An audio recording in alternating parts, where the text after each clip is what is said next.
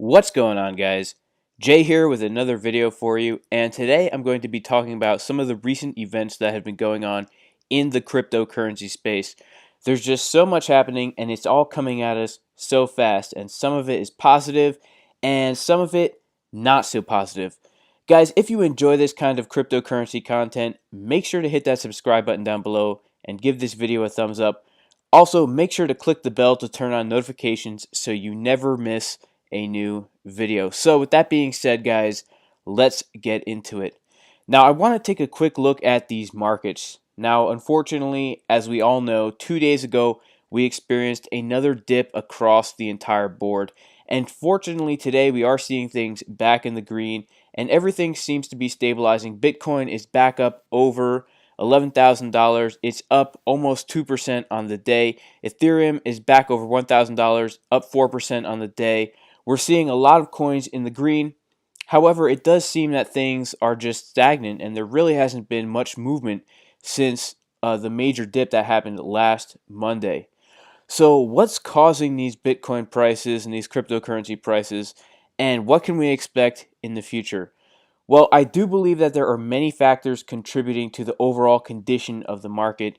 And the first factor, and in my opinion, the most prominent one, is FUD: fear, uncertainty, and doubt. Now, this is because there are many rumors coming out of Asia that are fueling this FUD, and unfortunately, there's really no way to confirm or deny some of these stories. In my opinion, I do feel that the media likes to blow things out of proportion and sometimes even likes to dance on the line of spreading misinformation just for the sake of getting views and hits on their website. So take this story for instance.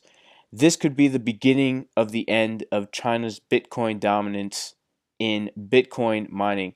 Now, if you've been following my channel for a while, you've heard me talk about this earlier in the month. However, the rumors and the hearsay just continue to be propagated all around the internet, and nobody really seems to have a clear answer one way or the other.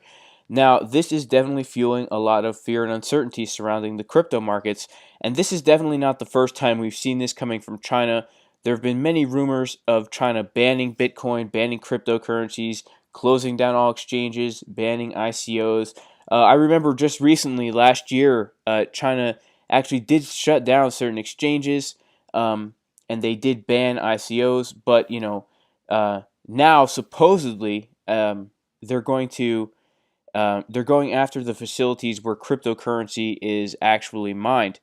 Now, keep in mind, guys, last year when the news broke about the Chinese government closing exchanges, we did have a very similar cryptocurrency crash that lasted a few weeks before Bitcoin had another run up, reaching a new all-time high. So it wouldn't surprise me at all if we're seeing something very similar to what happened last year. Whenever there's a rumor coming out of China, it always seems to affect the market. And but inevitably, we always see the market correct itself, and we do see everything reach a new all-time high. Now, this article says fresh reports have emerged about a crackdown, though not an outright ban, on Bitcoin mining operations in China. Now, Bloomberg reported on January 3rd that the nation's central bank has outlined plans to curb the power supply to some Bitcoin miners, citing unnamed sources. Now, the article goes on to say that the crackdown could well put an end to China's dominance in Bitcoin mining. The country accounts for more than two-thirds of the world's processing power devoted to Bitcoin mining. It's also home to some of the world's leading creators of mining hardware, such as the Beijing-based Bitmain. Now, guys, it's important to note that the sources for all this information are unsighted. So nobody really knows for sure what's going to happen. Nobody knows if this is even a legit story. And like I said before, we've all seen rumors from China affect the crypto markets in the past. And each time Bitcoin comes through it and it ends up stronger than ever on the other end. So this could definitely be contributing to the cryptocurrency markets. Another contributing factor to the FUD surrounding the markets is South Korea. Now, South Korea's government is reportedly planning to hit cryptocurrency exchanges with tax bills. Um, it says here, South Korea's government is reportedly hitting the country's digital currency exchanges with tax demands in a bid to control the market. According to a news agency in South Korea, South Korean cryptocurrency exchanges will be required to pay 22% of corporate and 2.2% of local income taxes if they had an annual income over 20 billion won. Now, the report suggests that Bithumb, one of South Korea's biggest digital exchanges, will be expected to pay around 60 billion won in corporate and local taxes after it generated roughly 317.6 billion won last year.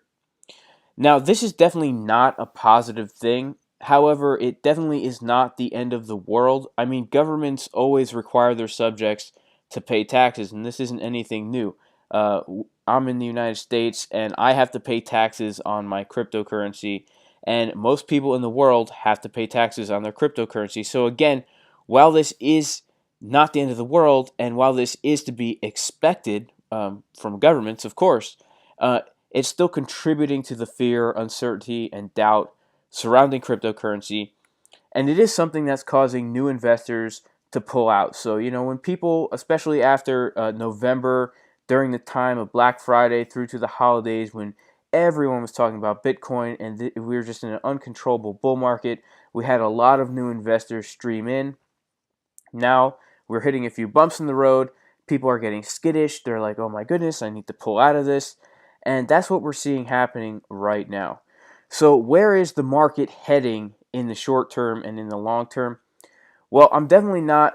I'm not an analyst in any means, but from everything that I've read on the internet and watched on YouTube, and I've been doing a lot of research, just seeing what people have to say, it seems that across the board, everyone's predicting the market to kind of stay where it is or even continue in a downward trend for a little bit longer before another major run up. In fact, a lot of people are predicting that we could see Bitcoin hit about $8,500 before we see another run up. And again, a lot of people are predicting that we will see Bitcoin back at 20,000 or even at a new all-time high by the spring. Now, guys, it's important to remember that the cryptocurrency space is very volatile, and when you enter in here, you always need to leave your emotions at the door. Otherwise, you're going to get slaughtered. Now, when the crypto markets are very bullish and everyone's singing the Bitcoin praises, a lot of people get that FOMO, right? People get that fear of missing out, and that's when new investors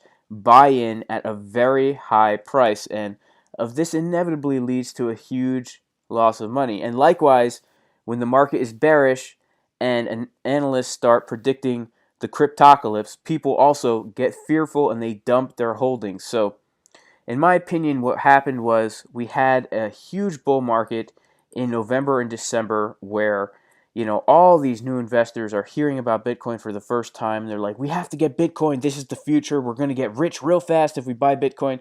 So everyone bought Bitcoin. Then a few stories come out of Asia, and there's some regulation going on. And all these new investors that were never really invested in the idea of cryptocurrency, who were never really invested in the long term of cryptocurrency, are starting to get skittish and pull out. So these are people who bought high and are now selling low, and that's affecting the whole market, right? This is why it's always important to take any Bitcoin forecast or cryptocurrency forecast that you hear with a grain of salt, because if you're in it for the long term, then we need to buy low, sell high, and hodl, hodl, hodl. Now, another unfortunate thing happened concerning Bitcoin recently, and guys, honestly, this is a little bit depressing for me. Payment processor Stripe ends support for Bitcoin. Now, Stripe, the mobile payment processor, has announced that it is officially ending its Bitcoin integration.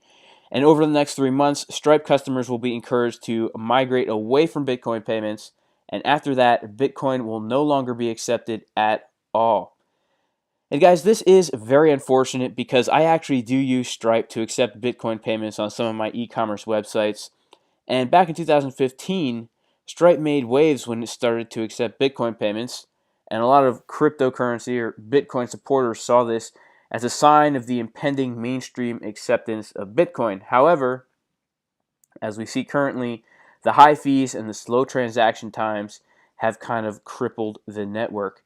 Now, here's what the article has to say Stripe, they posted a blog and it said, "Our hope was that Bitcoin could become a universal, decentralized substrate for online transactions and help our customers enable buyers in places that had less credit card penetration or used cases where credit card fees were prohibitive." And they go on to say, "This has led," and then they cite slow confirmation times and high fees as the reason for the abandonment of Bitcoin, saying, quote, "This has led to Bitcoin becoming less useful for payments. Transaction confirmation times have risen substantially. This in turn has led to an increase in the failure rate of transactions denominated in fiat currencies. By the time the transaction is confirmed, fluctuations in Bitcoin price mean that it's for the wrong amount in fiat. Furthermore, fees have risen a great deal. For a regular Bitcoin transaction, a fee of $10 is common, making Bitcoin transactions about as expensive as bank wires." And then in the blog, they go on to say that Stripe is optimistic about Bitcoin as a whole, and they see it more as an asset rather than a medium of exchange. They see it more as a holder of value rather than a currency, and that makes sense. And then they start talking about other altcoins that they're going to try and integrate into their Stripe platform. And again, guys, um, I'm a little bit disappointed about this, but I know that this is some depressing news, but fortunately, I found some positive news to counteract this negative news, and that is that Lightning Network's Pizza Day, first ever physical purchase on Lightning Network. Now, this is some very exciting news. For those of you who don't know, the Pizza Day is a reference to the first ever Bitcoin transaction back in 2010 when somebody purchased two pizzas for 10,000 Bitcoins. So essentially, the Lightning Network is something that's being implemented in order to pretty much fix everything that's wrong with Bitcoin. It's going to speed up those slow confirmation times, and it's going to lower those expensive network fees. And apparently, the first ever purchase on the Lightning Network happened successfully. The article goes on to say that the first ever physical transaction may have been completed on the Lightning Network 2 days ago, according to a Reddit user who purchased a VPN router through a payment channel provided by TorGuard. The Lightning Network was designed to scale Bitcoin up for a global user base and to cause it to be what it was meant to be in the first place: a fast, cheap, decentralized medium of exchange instead of a slow, expensive holder value. Now, guys, this is some very exciting news because, again, it's going to fix all the problems associated with Bitcoin. Specifically, those slow network fees and those expensive, the slow network confirmation times and those expensive fees. And if this is successful, maybe Stripe is going to once again accept Bitcoin once this Lightning Network is up and running. Again, in my opinion, guys, this Lightning Network is going to propel Bitcoin in widespread usability, wide-scale adoption, and popularity as not only a holder of value, but a digital currency. And it's actually very exciting to see this come to fruition because I'm a big supporter of Bitcoin. Again, those of you who follow my channel know that Bitcoin is the coin that I'm holding, that I have the most confidence in for the future. I consider it to be the king of cryptocurrency, and I do think it has a very bright future ahead of it. Now, even though the Lightning Network has yet to be fully up and running, Bitcoin itself, even though it has some issues, is still gaining a lot of positive buzz among the public. Bitcoin is still the name brand of cryptocurrency. It's still enthroned as the king of cryptocurrency. All new investors who are coming into crypto for the first time are going right to Bitcoin. And this was some pretty positive news. A recent survey showed that 60% of Americans have heard of Bitcoin and 5% own Bitcoin. Now, this is a pretty big news. Global Blockchain Business Council and SurveyMonkey teamed up for an appraisal of Americans' attitudes towards the world's most popular cryptocurrency, Bitcoin. Awareness of the decentralized currency is way up, but those who actually own the digital asset remains relatively low. During the second week of the year, 5,761 adults were polled about their attitudes towards Bitcoin.